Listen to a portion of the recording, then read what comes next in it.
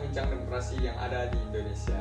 Tentunya saya tidak sendiri di sini, saya mengundang ahli ilmu politik yaitu Saudara Fauzan. Halo, selamat malam. Baik, di sini saya akan mengajukan beberapa pertanyaan kepada ahlinya, ya pemirsa di rumah. Baik, untuk yang pertama itu apa yang membuat demokrasi di Indonesia unik dan berbeda dari negara yang lain? Gimana menurut saudara itu? Terima kasih pertanyaannya Saudara Hamid. Pertanyaannya sangat bagus ya, mengenai kenapa demokrasi di Indonesia ini sangat unik dengan negara lain. Contohnya saja, saya mengambil contoh bahwasanya perbedaan dari segi partai politik yang ada di Indonesia ini sangat banyak dibandingkan dengan partai politik di negara lain. Contohnya saja Indonesia dengan Amerika Serikat. Bahwasanya negara Amerika Serikat itu walaupun negara demokrasi, tetapi negaranya tidak memiliki banyak partai politik, tidak seperti yang ada di Indonesia. Itu yang pertama Saudara Hamid, yang saya lihat dari segi keunikan yang ada di Indonesia. Dan yang kedua yaitu dari segi kita lihat bahwasanya jumlah penduduk yang ada di Indonesia ini sangatlah banyak dibandingkan dengan jumlah penduduk yang ada di Amerika Serikat, Saudara Hamid. Oh, jadi begitu. Menurut saudara itu yaitu perbedaan unik dari demokrasi yang ada di Indonesia ini karena banyaknya partai politik yang ada di Indonesia daripada negara lain, dan juga yang kedua itu jumlah penduduk yang sangat banyak di negara Indonesia ini. Jadi begitu ya menurut saudara. Jadi baik, berikutnya yang kedua itu bagaimana proses pemilihan umum di Indonesia? Apakah sudah efektif menurut saudara atau bagaimana? Kalau dari saya lihat dalam segi demokrasi, bahwasanya pemilihan umum di Indonesia ini kita kan pemilihan secara langsung, dipilih secara langsung oleh rakyat, kan pemilihan umum sekali 4 tahun meskipun sekali 5 tahun untuk presiden. Menurut saya untuk pemilihan umumnya Indonesia ini sangat efektif sih, supaya adanya masyarakat terlibat langsung terhadap pemilihan karena kita kan mengandung sistem demokrasi.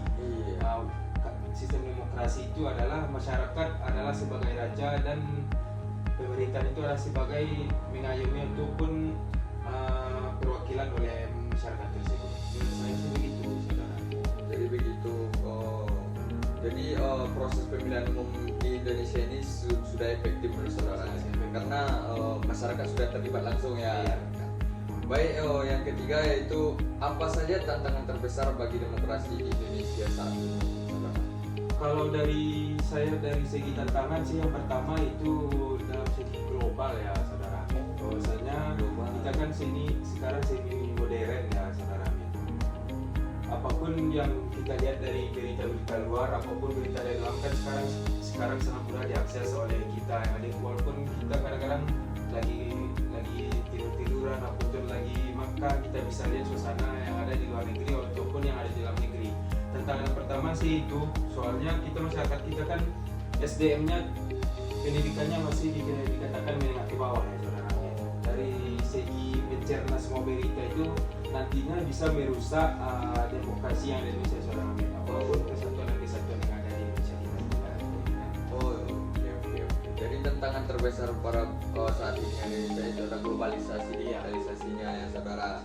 Bagi pemirsa di rumah, selanjutnya ini bagaimana peran media di dalam membentuk opini publik di demokrasi saat ini, saudara?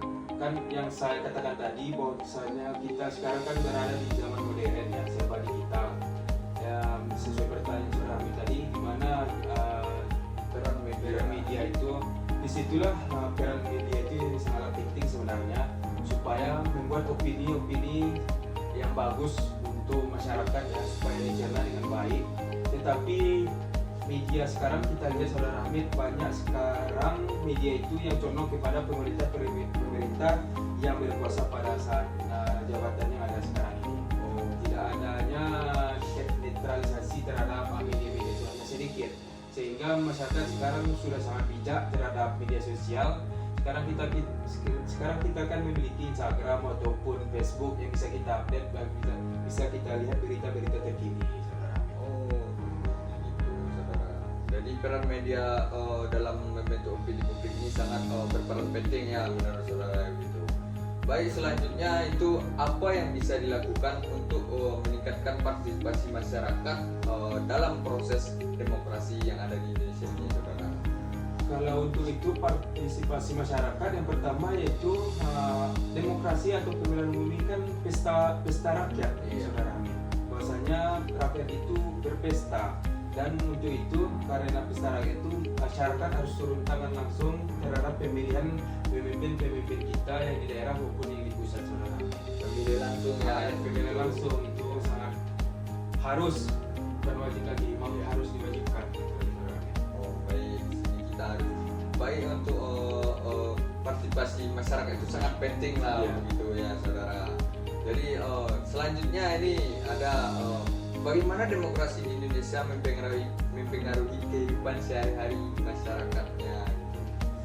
Kalau saya lihat dari segi kehidupan kita sehari-hari ya mengenai demokrasi Indonesia itu sangat cocok terhadap masyarakat kita sendiri, saudara Amin. Karena kita kan di Indonesia ini masih menganut sistem gotong royong ya. Iya, Kalau benar. demokrasi kan ibaratnya kita tidak melarang hak kebebasan setiap individu, sehingga kita terhadap seseorang berhak ataupun tidak mengekang satu sama lain, saudara Amin. Iya. Sehingga saya lihat dari situ, dari segi kehidupan sehari-hari dalam demokrasi ini sangat bagus, saudara Amin. Karena memiliki kebebasan terhadap kita diri sendiri, kebebasan individu itu sangat diutamakan, saudara Amin. Oh iya, tolong menolong untuk wajib lah. Ya, jadi saudara-saudara semua, itu untuk demokrasi Indonesia ini sangat berpengaruh di kehidupan yang ada di masyarakat ya, pemirsa di rumah. Nah, selanjutnya ini ada apa harapan saudara untuk masa depan demokrasi yang ada di Indonesia ini? Bukan, kalau saya katakan ini bukan harapan saya aja ya, harapan kita semua. Mudah-mudahan demokrasi yang ada di Indonesia ini semakin bagus ya. Kita tidak selalu melakukan hal-hal yang buruk terhadap demokrasi dan tidak mencoreng nama baik demokrasi ini ya. Apalagi kita dari awal kemerdekaan sudah menganut sistem demokrasi ya, saudara Amin. Sehingga saya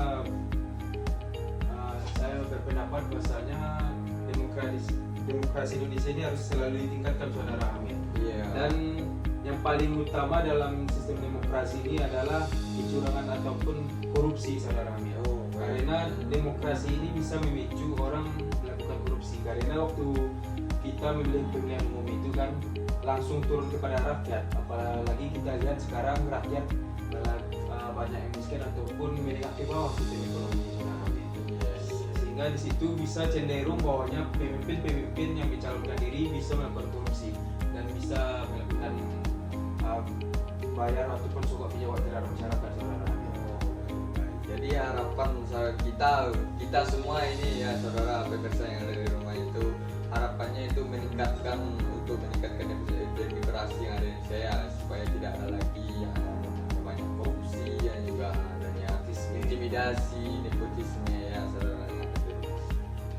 Baik, mungkin itu saja saudara untuk pertanyaan pada malam hari ini mengenai bincang-bincang demokrasi yang ada di Indonesia. Jadi sekian bincang-bincang demokrasi yang ada di Indonesia pada malam hari ini. Saya tutup. Wassalamualaikum warahmatullahi wabarakatuh.